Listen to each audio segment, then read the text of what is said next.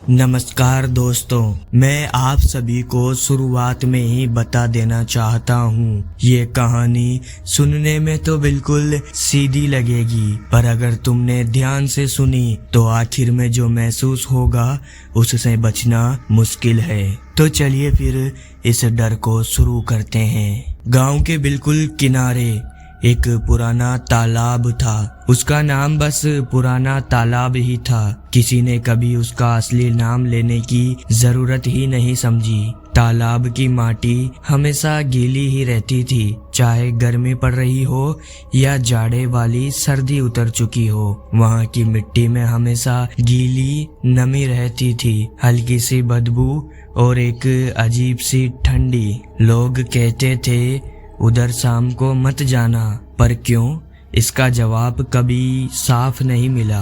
दादी बस इतना बोलती थी, वहाँ वो बैठता है, और मैं पूछता वो कौन, तो दादी हमेशा आंखें छोटी करके धीमी सी आवाज में बोलती थी, तालाब का आदमी जो पानी में नहीं पानी के किनारे रहता है। मैं उस वक्त 10वीं में था और सच कहूँ मुझे इन बातों पर हंसी आती थी। गांव वाले भी डरावनी कहानियां बस इसलिए बना लेते हैं ताकि बच्चे इधर उधर ना भागे। लेकिन एक दिन मैंने खुद उस तालाब के पास कुछ ऐसा देखा जिसने मेरी हंसी हमेशा के लिए छुड़ा दी।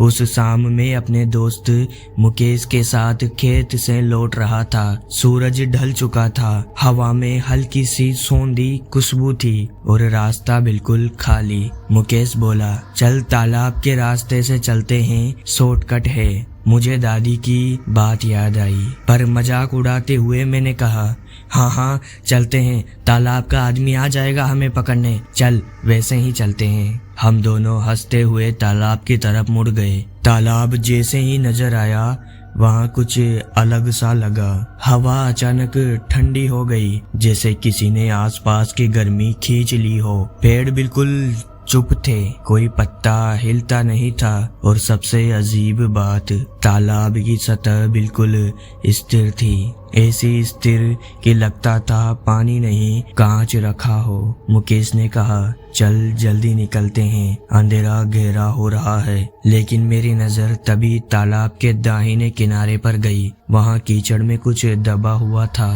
पहले लगा कोई बोरा होगा, फिर लगा कोई लकड़ी, फिर अचानक वो चीज हल्की सी हिली। मैं रुक गया। मुकेश बोला, क्या देख रहा है? मैंने इशारा किया, वो उधर देख, उधर कुछ है। हम कुछ कदम आगे बढ़े और जो दिखाई दिया उसने मेरे अंदर एक अजीब सी ठंड भर दी। कीचड़ में से एक आदमी का सिर बाहर था, सिर पूरा गंदगी में लिपटा, बाल पानी से चिपके हुए और चेहरा आधा कीचड़ में धंसा हुआ। लेकिन एक चीज साफ दिख रही थी, उसकी आंखें खुली थी और वो एक टक हमें देख रहा था। कोई हरकत नहीं, कोई आवाज नहीं, बस गंदले पानी की सतह जैसे शांत, पर इतनी मृत कि तह तक सिरा न उतर जाए। मुकेश डर के मारे फुसफुसाया, ये तो जिंदा है।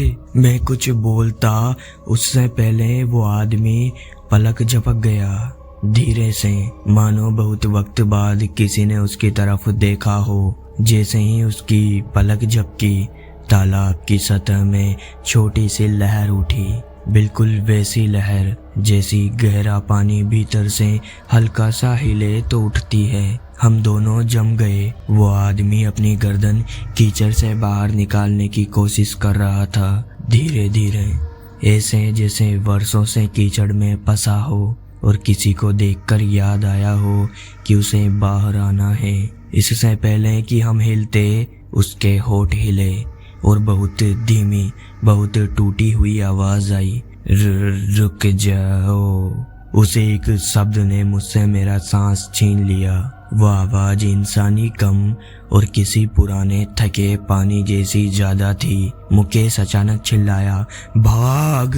और फिर हम बिना पीछे देखे भाग पड़े। लेकिन भागते वक्त मुझे एक चीज साफ साफ सुनाई दी, तालाब की तरफ से पानी टूटने फटने जैसी आवाज, जैसे कोई भारी चीज पानी से धीरे धीरे निकल रही हो। हम दोनों हाँफते हुए गांव की पहली गली तक पहुंचे। मुकेश तो आधा रो सा पड़ा था। मैं भी कांप रहा था, पर दिमाग में सिर्फ एक सवाल घूम रहा था, वो आदमी कौन था और कीचड़ में धंसा हुआ था फिर भी जिंदा कैसे था। हम घर की तरफ अलग अलग रास्ते से गए। मैंने किसी से कुछ नहीं कहा, क्योंकि सच बताऊं ऐसी चीजें कोई मानता नहीं, और मान ले तो सवाल इतने होंगे कि खुद भी शक होने लगे। मैं सीधा दादी के कमरे में गया। दादी खाट पर बैठी ऊन का गोला लपेट रही थी। रात की हल्की पीली बत्ती कमरे को शांत कर रही थी। मैंने जैसे ही दरवाजा खोला, दादी ने मेरी तरफ देखा और एक सेकंड में पहचान लिया कि कुछ गड़बड़ है। उन्होंने धीरे से पूछा, तालाब के पास गया था क्या? मैं एकदम जड़ हो गया। न मैंने बताया, न किसी ने देखा। फिर दादी को कैसे पता चला? उन्होंने सिर झुकाकर वही बात दोहराई, गया था ना, बोलने की जरूरत नहीं, तेरे चेहरे पर मिट्टी की डराई हुई गंध है। मैंने घबरा कर पूछा, दादी वहाँ क्या है? कौन है वो आदमी? दादी ने गोला तय किया, उसे धीरे से डिब्बे में रखा और बोली, बता तो सही, क्या देखा? मैंने पूरी रात बिना एक चीज जोड़े जैसी की तैसी बता दी। दादी ने कुछ सेकंड मेरी आंखों में शांत होकर देखा, फिर इतना ही बोली, वो आदमी इंसान नहीं है बेटा, वो तालाब खुद है। मैं बिगड़ गया। आदमी था, उसकी आंखें थी, उसने रुक जाओ कहा था। दादी ने सिर हिलाया। उस जगह का पानी, मिट्टी, हवा, वो सब एक आदत से चलती है। तो दोस्तों, इस कहानी में आगे क्या होता है